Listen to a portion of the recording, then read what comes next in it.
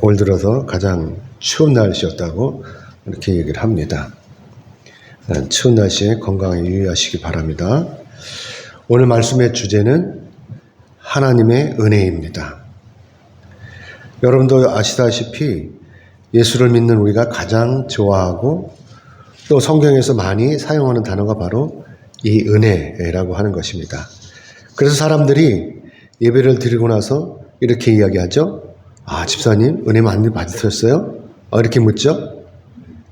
자, 그러면서 여러분은요, 이 은혜라는 단어를 깊이 생각해 보셨습니까? 그냥 남들이 다 그렇게 사용하니까 나도 그냥 덩달아서 이렇게 사용하는 것은 아닙니까? 구약에서는요, 이 은혜를 히브리어로 헤세드라고 이렇게 이야기를 합니다. 이 헤세드의 의미가 우리는 두 가지로 나눌 수 있는데, 그 첫째는 뭐냐면 고통으로부터 구원을 의미하는 것이고, 둘째는 인간을 향하신 하나님의 사랑과 자비뿐만이 아니라 하나님에 대한 우리의 헌신적인 경건함을 의미하고 있다라고 하는 것입니다. 그리고 또 신약 성경에서는 이 은혜를 헬라어로 카리스라고 이렇게 하는데, 마찬가지로 이 카리스에도 두 가지의 의미가 있다고 합니다. 그 첫째는 예수 그리스도로부터 계시된 모든 인간에 대한 하나님의 사랑과 하나님의 자비를 의미하고, 또 둘째는 창조주 하나님으로부터 사랑받을 자격이 없는 저와 여러분을 하나님께서 얼마나 사랑하시는가를 나타내는 것을 의미한다고 합니다. 그래서 우리가 에베소서 2장 7절에서 10절의 말씀 우리 같이 보겠습니다. 넘겨주세요. 같이 읽겠습니다. 시작. 이는 그리스도 예수 안에서 우리에게 자비하심으로써 그 은혜의 지극히 풍성함을 오는 여러 세대에 나타내려 하심이라. 너희는 그 은혜에 의하여 믿음으로 말미암아 구원을 받았으니 이것은 너희에게서 난 것이 아니요 하나님의 선물이라. 행위에서 난 것이 아니니 이는 누구든지 자랑하지 못하게 함이라. 우리는 그가 만드신 바라 그리스도 예수 안에서 선한 일을 위하여 지으심을 받은 자니 이 일은 하나님이 전에 예비하사 우리로 그 가운데서 행하게 하려 하심이니라. 아멘. 그렇기 때문에 하나님의 은혜는 하나님께서 저와 여러분에게 거저주시는 하나님의 귀한 선물이다 라고 하는 것이죠. 아멘이죠. 그래서 우리가 오늘 본문 말씀을 보면 가브리엘 천사가 갈릴리 나사렛으로 이제 왔어요. 이 천사가 이때 나사렛으로 온 이유가 무엇입니까? 그것은 바로 이 나사렛에 요셉의 약혼녀가 있었던 거죠. 이 마리아가 거기에 살고 있었기 때문에 이 가브리엘 천사가 왔다라고 하는 것입니다. 그래서 오늘 본문 26절에서 27절의 말씀 우리 같이 보겠습니다. 같이 읽겠습니다. 시작. 여섯째 달에 천사 가브리엘이 하나님의 보내심을 받아 갈릴리 나사렛이란 동네에 가서 다윗의 자손 요셉이라 하는 사람과 약혼한 처녀에게 이르니 그 처녀의 이름은 마리아라. 아멘. 자, 여기서 여섯째 딸이다라고 이렇게 이야기를 하죠. 여섯째 딸이라고 하는 것은 다른 것이 아니라 마리아의 친족인 엘리사벳이 임신한 지가 6달이 지난 후다라고 하는 것입니다. 엘리사벳은 제사장 사갈의 아내예요. 그리고 레위인이에요. 엘리사벳은. 당시 엘리사벳은 나이가 많아가지고 도저히 아이를 가질 수 없는 그런 형편이었습니다. 그런데 이 나이 많은 엘리사벳이 임신을 했다라고 하는 것이죠. 물론 이때도요, 가브리엘 천사가 엘리사벳의 남편인 사가랴에게 가서 엘리사벳이 임신할 것을 미리 알려줬었어요. 그리고 나서 엘리사벳이 이렇게 임신을 하고 6달이 지난 후에 이 가브리엘 천사가 또 누구를 찾아왔어요? 마리아를 찾아온 것입니다. 넘겨주세요. 천사가 이렇게 찾아왔어요. 천사 이쁘죠? 당시 유대인 관습에는요, 결혼하기 1년 전에 약혼을 해요. 관습이 그랬다고 하는 것입니다. 우리나라도 그랬죠, 옛날에는. 요즘에야 그냥 약혼이고 그냥 결혼도 안 하니까 어쩔 수 없지만, 이때 약혼한 처녀가 주의할 사항이 있어요. 그것은 뭐냐? 바로 처녀로서의 바른 행실을 해야 된다라고 하는 것입니다. 처녀가 정식으로 결혼식을 올리기 전에는요, 부정하면 안 되는 거예요. 자기가 역헌한 남자라고 해서 같이 동침을 해서는 안 된다고 하는 것입니다. 만약에 약혼한 처녀가 부정을 하면 어떻게 되겠어요? 당연히 사형을 당하는 것입니다. 약혼한 남자하고도 안 되는 거예요. 그래서 이제 이때 이 약혼한 남자가 죽으면, 남편이 죽으면 어떻게 하느냐? 여인은 결혼도 올리지도 않았는데 그냥 과부가 되는 거예요. 옛날에 우리나라도 그랬죠. 조선시대에 그랬죠. 그렇기 때문에 여기서 마리아가 약혼한 처녀다라고 이렇게 이야기하는 것, 이것은 바로 마리아가 남자의 경험이 없는 그야말로 동정녀라고 하는 것입니다. 그래서 가브리엘 천사가 이렇게 동정녀인 마리아를 찾아왔다고 하는 것이죠. 그래서 오늘 본문 28절을 우리 같이 읽겠습니다. 시작. 그에게 들어가 이르되 은혜를 받은 자여 평안할지어다. 주께서 너와 함께 하시는도다. 아멘. 이 천사는요, 여기서 마리아에게 은혜를 받은 자여라고 이렇게 이야기를 하면서, 그리고 또 평안할지어다라고 하면서 주께서 너와 함께 하신다라고 이렇게 이야기를 하고 있습니다. 물론 이 마리아가 평안할 이유는 당연히 주님께서 마리아와 함께 하시기 때문인 거예요. 그렇죠? 여기서 주님은 당연히 하나님이신 것이죠. 아무튼 전능하신 하나님께서 이렇게 마리아와 함께 하시기 때문에 당연히 피조물인 이 인간인 마리아는 걱정할 필요가 없는 거예요. 그렇죠? 그런데 문제는 뭐냐면 마리아가 하나님으로부터 은혜를 받은 자라고 하는 것입니다. 그래서 마리아가 놀라는 것이죠. 오늘 29절 같이 읽겠습니다. 보면 29절 시작. 처녀가 그 말을 듣고 놀라 이런 인사가 어찌함인가 생각하매. 만약에 여러분에게도 이런 일이 닥친다면 여러분이 또 어떻게 하시겠어요? 천사가 다가와갖고 은혜를 받은 자요 이러면 어떻겠어요? 기분 좋겠어요? 당시 마리아는요, 이 사람 구경이라는 건 별로 할 수 없는 그야말로 깡촌이에요. 깡촌. 사방이 아니고 세 군데가 다 산으로 둘러싸여 있는 이런 깡촌에 살고 있는 거예요. 그것도 갈릴리하고도 나사렛이라고 하는 동네에 살고 있는 처녀인 것입니다. 넘겨주세요.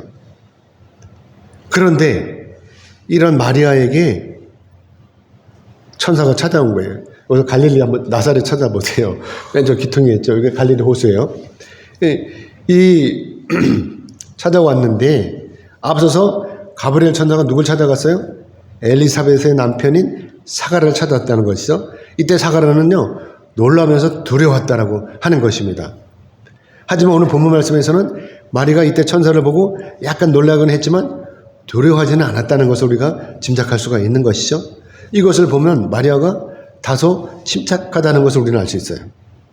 그러면서도 마리아가 아주 신중한 여인이라는 것을 우리는 알 수 있다고 하는 것이죠.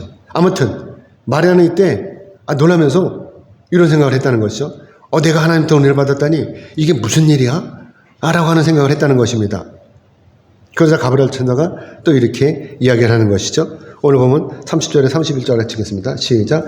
천사가 이르되 마리아여 무서워하지 말라. 네가 하나님께 은혜를 입었느니라. 보라 네가 잉태하여 아들을 낳으리니 그 이름을 예수라 하라. 아멘. 여기서 천사가 뭐라 그래? 마리아 보고 무서워하지 말라고 하죠. 마리아는 무서워하지 않았는데 그럼 무서워하지 말라고 하는 건 뭐죠? 뒤에 얘기해요. 뒤에 네가 아들을 낳는다. 이게 깜짝 놀라는 거죠. 그걸 겁나는 거예요. 아니 내가 처녀인데 무슨 애를 낳아? 이렇게 생각을 하지 않겠습니까? 사랑하는 여러분, 여러분 보실 때 가브리엘 천사의 이 말이 어때요? 여러분 생각할 때는? 아마도 마리아가 우리처럼 일반적인 생각의 소유자였다면 절대로 천사의 말에 수긍하지 않았을 거예요. 우리처럼, 저처럼. 저는 남자니까 임신할 일은 없지만 우리처럼 당연히 꼼꼼히 따지지 않겠습니까? 그렇죠? 그리고 거부할 거예요. 무슨 소리야?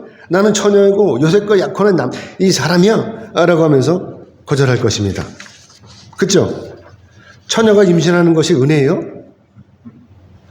당장에 동네 가운데로 끌려나가서 사람들한테 돌에 맞아 죽을 것입니다. 그땐 사형이 허용됐으니까요. 그런데 천사는 이것이 하나님의 은혜라고 하는 것입니다. 물론 마리아가 예수 그리스도의 어머니가 되는 일은 하나님부터 은혜를 받은 일이고 또한 하나님부터 복을 받는 일이에요. 하지만 이것은 결과론적인 이야기잖아요. 그렇죠?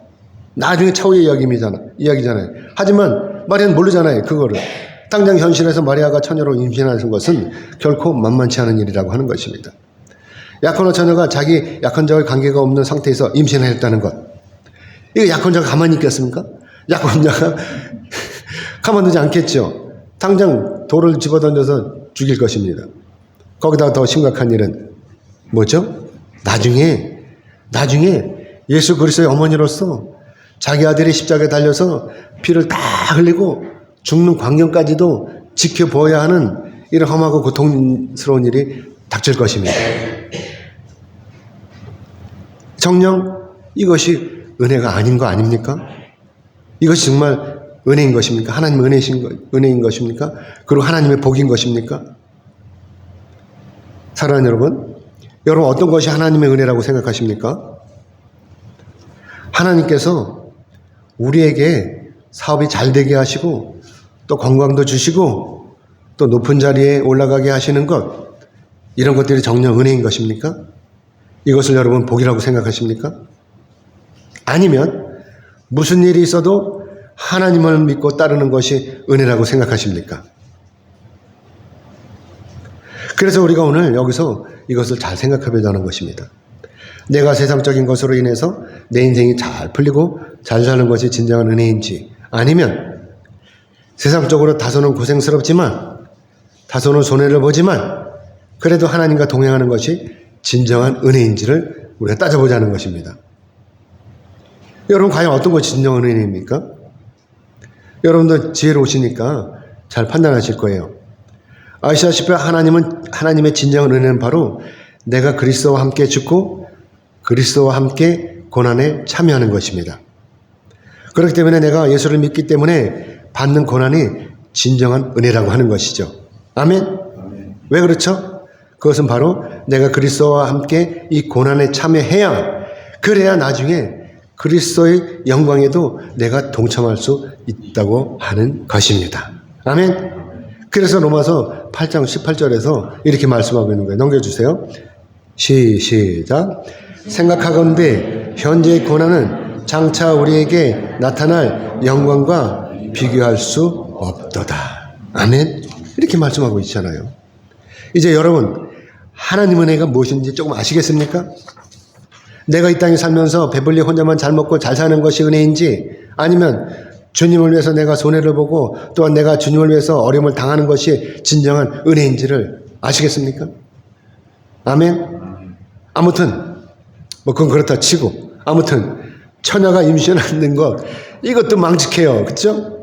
망측한 일인데 거기다가 더 기가 막히는 일은 바로 마리아가 아들을 낳을 것이라는 이 말씀인데, 거기다가 이름을 예수라고 지으라고 하는 것입니다. 여기서 예수라고 하는 단어, 이 예수가 뭐냐? 바로 히브리어로 여호수아를 이야기하는 것입니다. 여호와의 뜻이 무엇이냐? 그것은 바로 하나님은 구원이시다 라고 하는 것입니다. 여호수아가 하나님의 구원이다라고 하는 것이죠. 그래서 여호수아를 헬라식으로 발음을 하면 이때 예수라고 하는 거예요. 아시겠죠? 그래서 마태는요, 예수를 뭐라 그러냐면 그가 자기 백성을 그들의 죄에서 구원할 자라고 이렇게 말씀하고 있어요. 마태복음 1장 21절에 이렇게 말씀하고 있습니다. 어쨌든 여기서 중요한 사실은 뭐냐면 이 예수라는 이름을 하나님께서 직접 지어주셨다라고 하는 것입니다.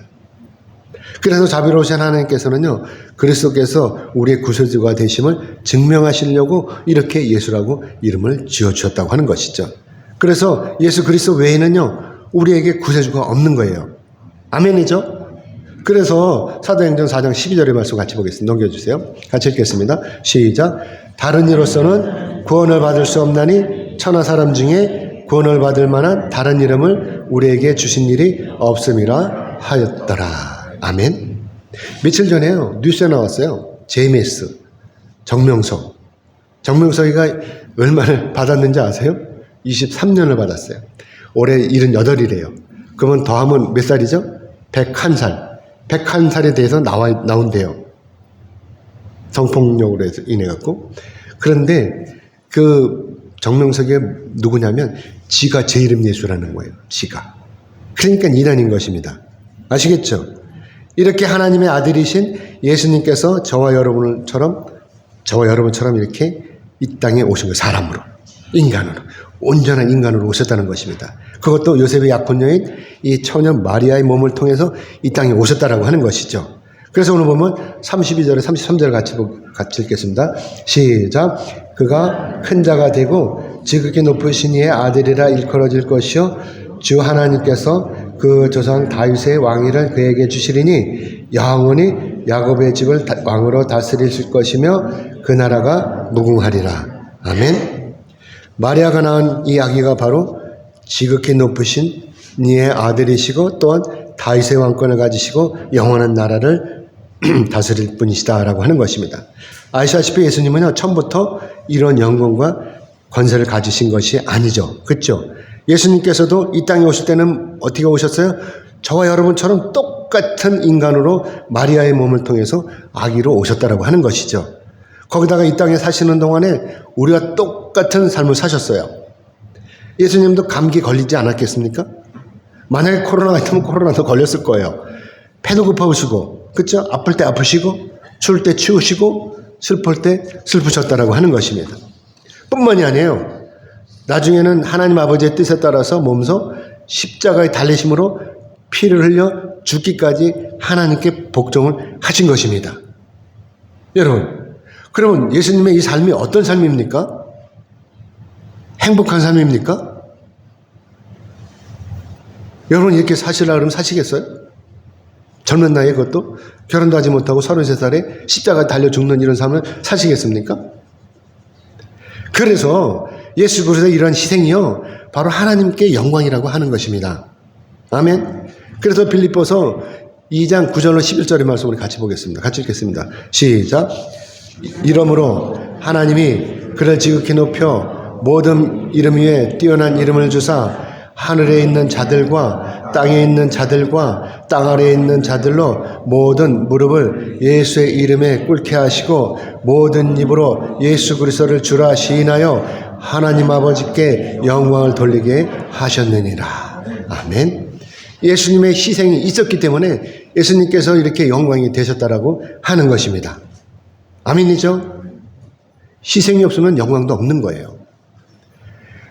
아무튼 마리아가 자기가 임신하고 아들을 낳을 것이라고 하는 천사의 이 말이 의아한 것입니다.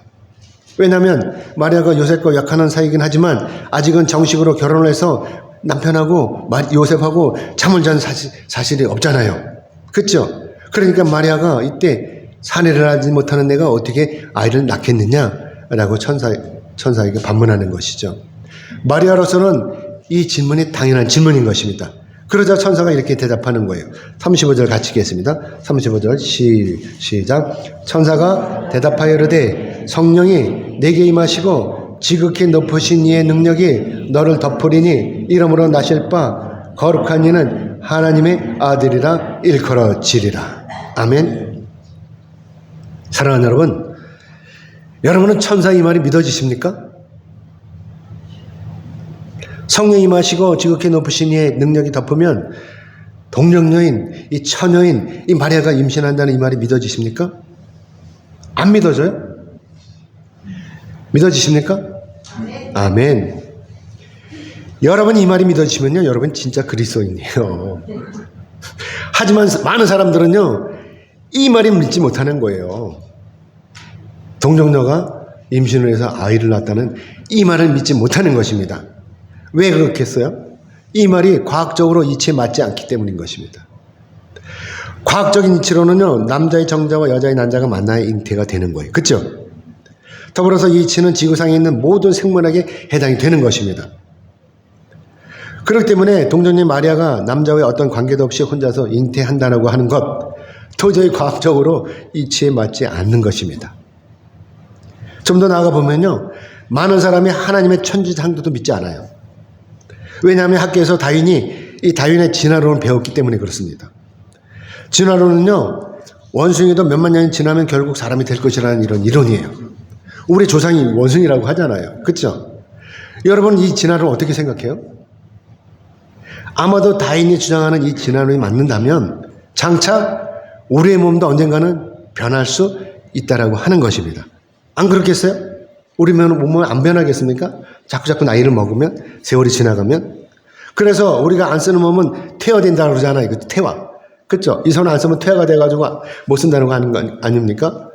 그러니까 결국 어떻게 되어서 아무것도 안 쓰고 가만히 있으면 뱀처럼 기어다니게 될 거 아닙니까? 그럼 우리 뱀이 되는 거예요. 여러분 어떻게 생각하세요? 그래도 여러분 진화론이 타당합니까? 그런데 여기서 중요한 사실이 있어요. 그건 바로 그러면 왜 만왕의 왕이신 예수님께서 이렇게 번거롭게 동정녀인 마리아를 통해서 이 땅에 오시는가 하는 것입니다. 어차피 모든 것이 다 하나님의 능력이시라면 번거롭게 왜 동정녀 마리아를 통해서 오시는 것이냐 하는 것입니다.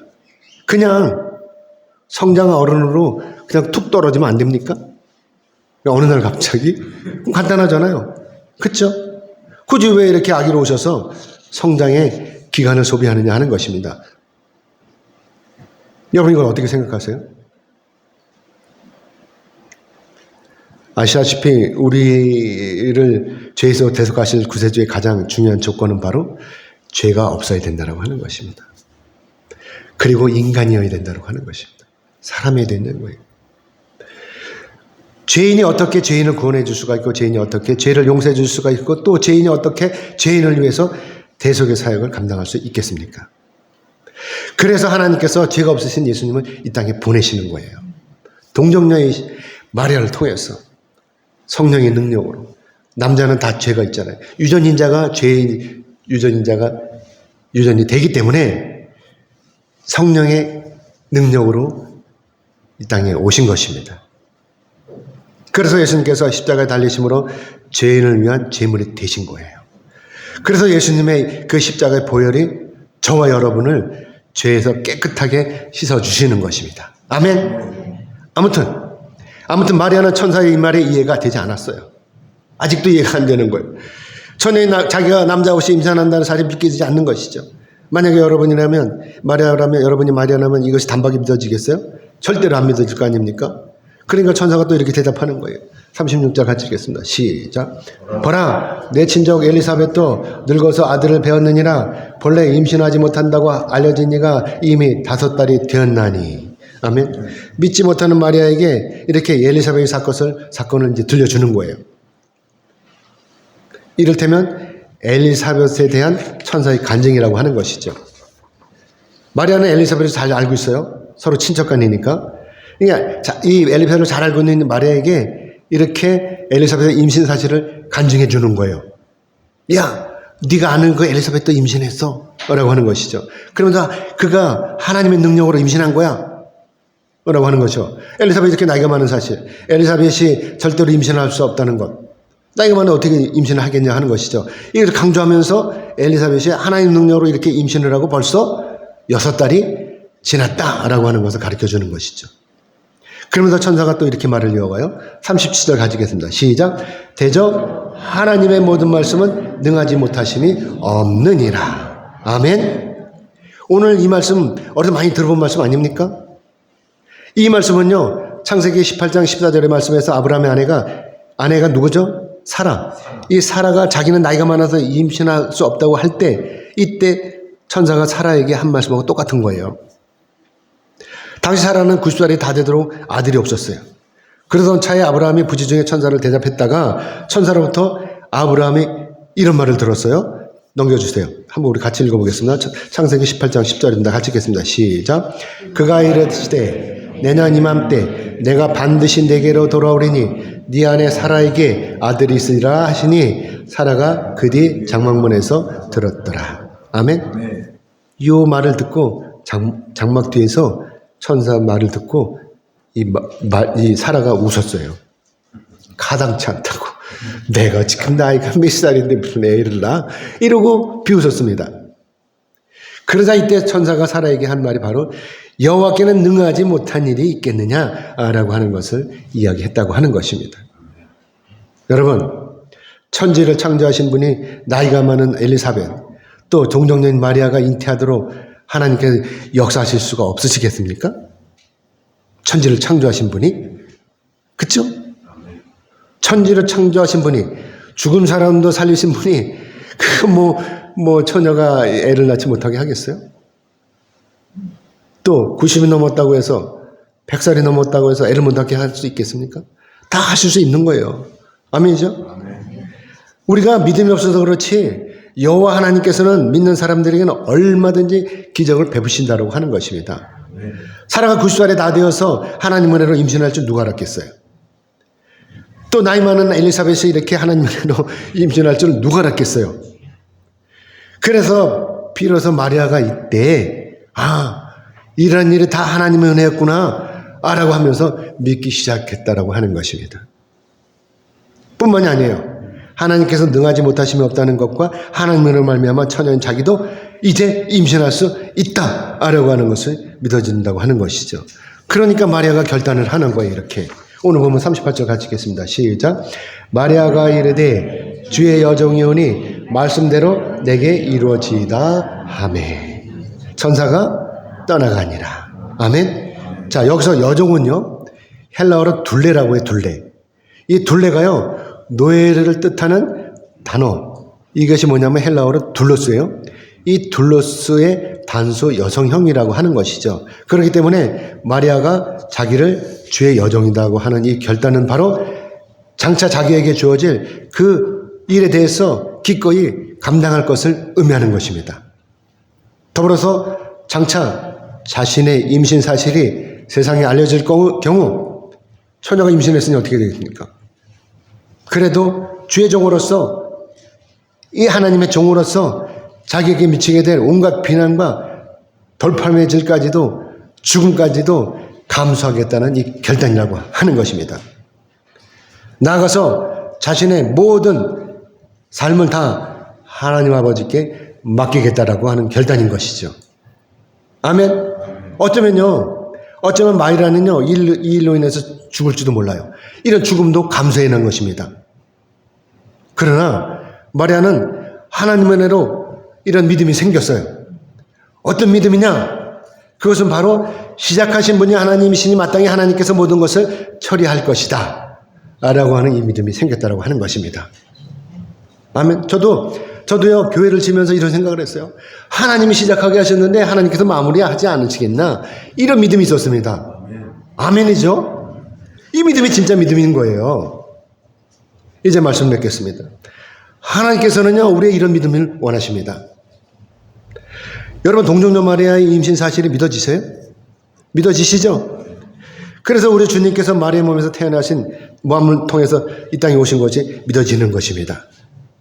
이것이 믿어지신다면 여러분에게는 이미 하나님으로부터 영적인 하나님 은혜가 주어졌다라고 하는 것입니다.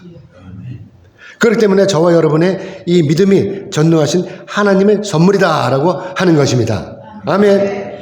그래서 우리가 하나님을 기쁘시게 할 수가 있는 거예요. 아멘. 넘겨주세요. 히브리서 11장 6절의 말씀 같이 읽겠습니다. 시작. 믿음이 없이는 하나님을 기쁘시게 하지 못하나니 하나님께 나아가는 자는 반드시 그가 계신 것과 또한 그가 자기를 찾는 자들에게 상 주시는 이심을 믿어야 할지니라. 아멘. 사랑하는 여러분, 우리가 어떤 일을 결단할 때 믿음이 없이는 절대로 할 수가 없는 것입니다. 결과가 뻔히 보이는데 어떻게 결단을 하겠어요? 내 생각에는 도저히 이루어질 수가 없는 거예요. 아시다시피 우리 교회가 성합체를 새로 살아가게 하면 매월 적지 않은 돈을 할부로 내야 돼요. 그렇죠? 그래서 인간적인 생각으로는요, 이 새로운 새 차를 사기가 곤란한 것입니다. 엄두가 안 나는 거예요. 그렇다고 해서 안 사자니 어떻게 했어요? 여기가 풀풀 나오고 덜덜거리고 언제 설지도 모르잖아요. 답답한 일인 것입니다. 그러나 전능하신 하나님의 방법으로는 불가능이란 없다라고 하는 것입니다. 왜냐하면 기도하면 되는 것이기 때문인 것입니다. 아멘. 그래서 마가복음 11장 24절의 말씀 같이 보겠습니다. 넘겨주세요. 같이 읽겠습니다. 시작. 그러므로 내가 너희에게 말하노니 무엇이든지 기도하고 구하는 것은 받은 줄로 믿으라. 그리하면 너에게 그대로 되리라. 아멘. 그러므로 오늘부터 저와 여러분이 합심해서 기도하기를 원합니다. 우리에게 문제가 생기는 것은요, 걱정하라고 하는 것이 아니에요. 기도하라고 하는 것입니다. 아멘이죠? 그렇기 때문에 저와 여러분이 합심해서 기도하면 교회 차량의 문제가 해결되는 것은 물론이고 또 저와 여러분이 전능하신 하나님과 더욱 가까워지는 거예요. 뿐만이겠습니까? 더불어서 저와 여러분의 개인적인 문제도 하나님의 은혜로 완전히 다 해결이 된다라고 하는 것입니다. 아멘. 거기다가 또 보너스가 있어요. 영적으로 우리가 더욱 성장이 되는 것입니다. 아멘. 이것이 바로 하나님의 은혜이고 이것이 바로 하나님께서 주시는 놀라운 복인 것입니다. 아멘. 그래서 우리가 기도하는 것입니다. 아멘. 그러므로 아멘 하시는 여러분 모두는 전능하신 하나님께서 주신 놀라운 은혜의 복을 받아 누리시기를 진심으로 주님의 이름으로 축복합니다. 아멘. 기도하겠습니다.